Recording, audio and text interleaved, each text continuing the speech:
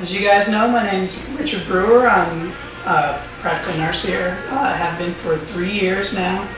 And my primary expertise has been in geriatric medicine and rehabilitative nursing. And one of the things I want to talk today about is the different ways we deal with pain, and specifically how we can scale pain and decide which patients are in pain so that the proper interventions can be taken to help such patients.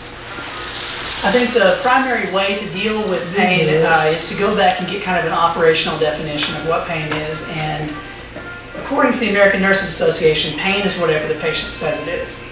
So that means that whenever a patient reports pain, as nurses we're supposed to take that at face value and believe that the patient is actually in the amount of pain that they say that they're in. The problem with that is that we have a lot of different ways of reporting pain and a lot of different ways of treating pain. So it's necessary to find out how much pain the patient's in and what kind of pain they're in. A lot of times a patient will report pain and they'll report it by location. My chest hurts or my stomach hurts. Sometimes you'll have patients that report pain by the quality of the pain, as in stabbing pain, or sometimes they'll say they have a burning pain. And even some patients that will report pain according to the source. A lot of times you'll hear somebody say, my arthritis is acting up today. So with the different types of pain that we deal with, and the different types of therapies we could give for it, the way that we've always found that was the most accurate way of dealing with how much pain and what kind of pain we're in is to use scales. Now, to go with the American Nurses Association version of pain, the patient reports pain.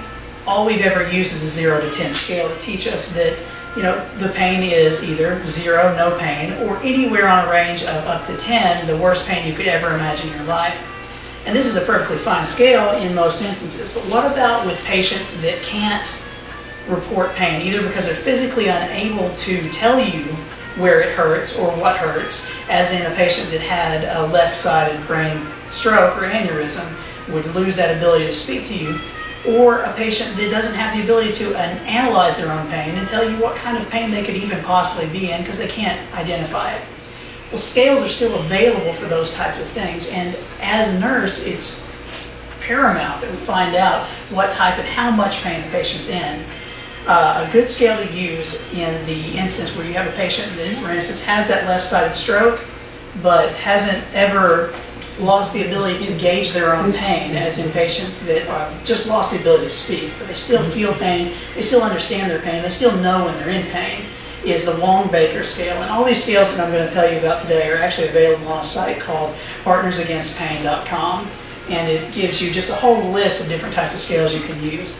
The Wong-Baker scale is a good one to use for patients such as that because it uses a series of faces, anywhere from a smiling face to a face that's crying, and different expressions in between. And what you can do as a patient that has the inability to speak verbally about their pain but understands their pain is point to a face or have them point to a face that identifies the amount of pain they're in. And the reason that's important is because the intervention you use needs to meet their pain need but doesn't exceed it, because side effects on any medication and even just some treatments can be very severe if you overuse them. So again, it's very important to understand the amount of pain they're in. So with that scale, that's primarily what you'll do. You'll say these are the different faces. We'll use, for instance, the patients you think could be in pain. You show them the scale and they point to the face of the amount of pain they're in. Again, it's a really accurate way of finding out how much pain there is. But the primary thing that we deal with, especially in geriatric nursing, is patients that can't identify that they're even in pain. A lot of times you'll have patients that come up with issues like dementia, such as Alzheimer's, vascular dementia, Lewy body disease, and these different types of dementia actually, as a symptom, rob the patient of the ability to even know that they're in pain many times.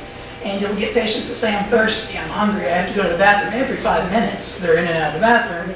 And it's not even that they have to go to the bathroom, but they're in extraordinary amounts of pain, and they can't localize or even tell that pain is what they're actually dealing with. And for that, the problem of coming up with a scale to find out how to deal with that type of pain is unique. It's very difficult to come up with a way of knowing if a patient doesn't even know themselves that they're in pain. But there is a scale for it, and it's probably one of the most ingenious scales that I've seen come out, and it's the Abbey scale. What the Abbey scale uses is a series of different indicators of pain that we know exist, that we've seen from patients that have been in pain in the past, and it gives them a rating system to go by. And again, that's available on the Partners Against Pain nonverbal.com website. The ABI scale, and I'm going to use my patient here, patient 0, to kind of give you an idea of the ABI scale. Patient 0 has a horrible disease. She's come down with zombification. In the spirit of Halloween, since it's Halloween tonight, we're going to go ahead and use our patient that has been infected with a zombie virus and find out if she's in any pain at all.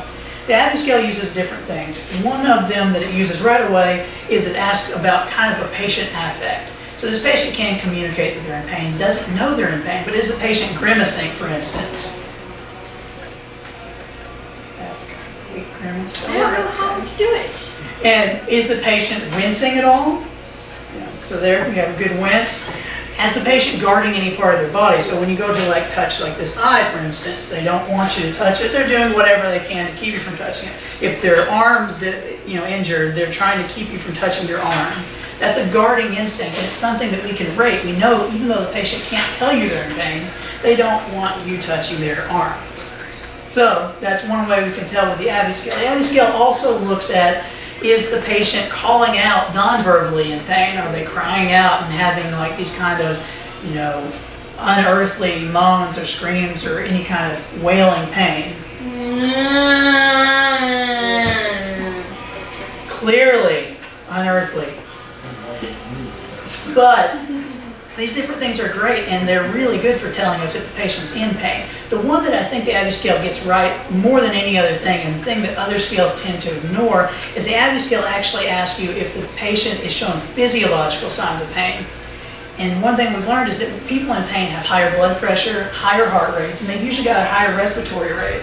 And this scale actually takes that into account, while other scales don't. So while you've got a patient that can't tell you they're in pain, a lot of times you can listen for a heart rate or see if they've got higher blood pressure and tell if there could be pain present there.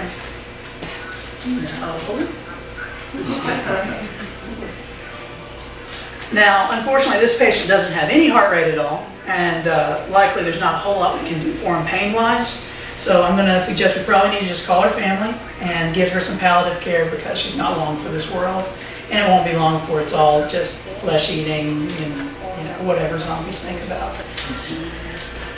So again, germane to the issue of being a nurse and being a good human being is to prevent suffering. That's at the very heart of ethical nursing and ethical medical care. And to prevent suffering in people that can't even tell you or don't even know that they're suffering is going to be the most difficult part. And the idea of this ABI scale is to teach you to identify suffering so that it can be prevented in a patient like this. Thank you guys for your time. I appreciate it, and have a good night.